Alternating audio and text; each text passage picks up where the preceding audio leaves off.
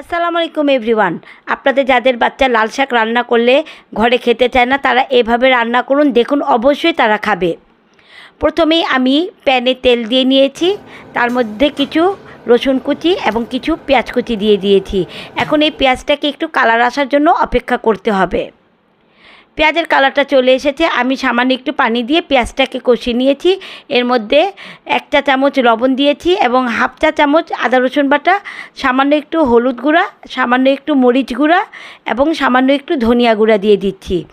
এই মশলাটাকে এখন একটু ভালো মতো কষিয়ে নিতে হবে। মশলাটা কষানো হয়ে গিয়েছে। এখন আমি এর মধ্যে কিছু চিংড়ি মাছ দিয়ে দিয়েছি। চিংড়ি মাছগুলো ছোটোই দিয়েছি। এখন লাল শাকটা দিয়ে দিয়েছি, তার মধ্যে কয়টি কাঁচামরিচ আমি ভেঙে দিয়ে দিব। এখন লাল শাকটাকে চিংড়ি মাছের সাথে আমি ভালো মতো কিছুক্ষণ রান্না করে নিব। এই তো হয়ে গেছে আমার লাল শাক রান্না।